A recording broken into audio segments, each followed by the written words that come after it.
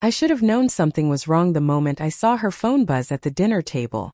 She snatched it away so quickly that I barely caught a glimpse of the screen. A name I didn't recognize. A text that flashed just long enough for me to feel the first twist of unease in my chest. At first, I told myself I was overreacting. Maybe it was work. Maybe it was nothing. But the subtle signs had been stacking up for weeks. Missed calls, sudden excuses about late nights, small changes in how she looked at me. Eyes that no longer held warmth, smiles that felt practiced, conversations that felt rehearsed. I questioned myself constantly, wondering if I had imagined things, if I was being paranoid. Then came the party. It was one of those company gatherings she insisted I attend. I thought it would be harmless, a chance to laugh, relax, pretend that everything was normal. But the moment we walked in, I noticed how she stayed just a little too close to him. The man I had never liked but she claimed was just a colleague. The way she laughed, the way she leaned in, it felt like someone else was sitting in the chair that had always been mine. I tried to shake it off, told myself I was imagining it, but deep down my gut was screaming. And then the text arrived. Having so much fun. Can't wait to see you later, face blowing a kiss. It wasn't from a colleague. Not work. My hands shook as I read it, my heart thudding like a drum. My mind raced. Who was this? How long had this been going on?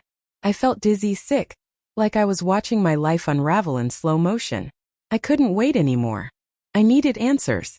I followed her through the crowd, forcing myself to stay calm, to ask calmly, like I had any chance of rational conversation with a storm about to hit. I cornered her near the balcony, where the laughter of the party faded behind us.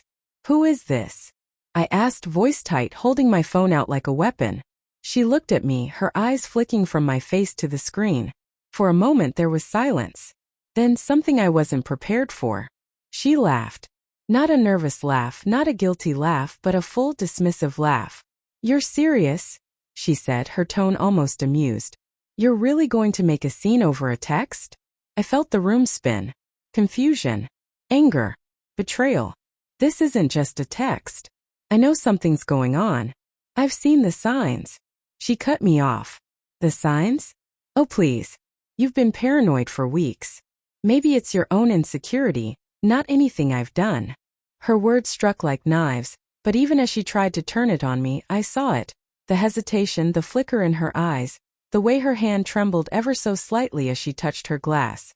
It was guilt. It was truth buried beneath a shield of defiance. I remember thinking painfully that every memory I had cherished, late-night talks, weekend trips, laughter in the kitchen, was now under a shadow. Each one replayed in my mind, tainted, suspicious. Had it all been a lie? Or had I just missed the signs? I wanted to scream, to demand the truth, but I also wanted to understand. Tell me the truth, I said quietly, almost a whisper, though the weight behind it made it feel like a roar. Are you seeing someone else? She looked away, shoulders stiffening. I could feel the shift, the invisible fracture that had been forming long before I even realized it existed. Finally she spoke, her voice trembling slightly. Yes. I didn't mean for it to happen like this. Just happened. I didn't plan it. I didn't want to hurt you. I felt like someone had hollowed me out. Hurt. Shock. Confusion. And still love, lingering, stubborn, unwilling to let go completely. I struggled to breathe, to process, to understand how someone I had trusted with everything could do this. We stood there in silence, the sounds of the party muffled behind the walls, and I realized something crucial. This wasn't just betrayal. It was a turning point. I could rage, I could beg, I could try to salvage what was broken.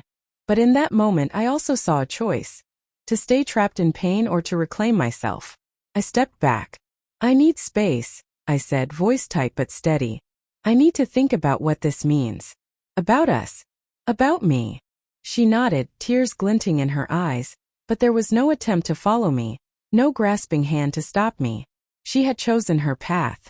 I had to choose mine. The weeks after were hard. Every memory haunted me.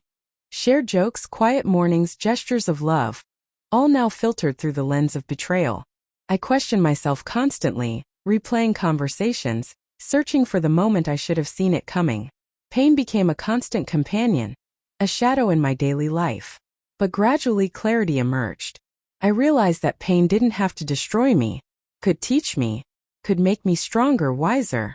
I could grieve what we had, without letting her choices define my worth.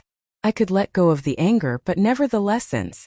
I learned that trust, once broken, can't always be rebuilt, but dignity can be reclaimed. I learned that love, no matter how deep, can't survive deceit. And I learned that heartbreak, as sharp and cruel as it feels, can also be the beginning of self-discovery, of quiet strength, of moving forward. Months later, I walked past a familiar street where we used to share coffee, the sunlight warm on my face. I didn't feel the sting anymore, not like before. I felt something new. The calm certainty that I had survived, that I had faced betrayal, and that I was still whole. She would always be a part of my story, but she no longer had the power to define my future. I had reclaimed that. And in that, I found a measure of peace, quiet, hard one, and completely mine. Because sometimes confronting betrayal doesn't end with a fight, a scream, or a dramatic revelation. Sometimes it ends quietly with a choice. To leave behind what hurts, to reclaim your life, and to move forward with the knowledge that your strength is greater than anyone's deceit. And that night on the balcony where it all came to light, I realized I was ready to live again on my terms.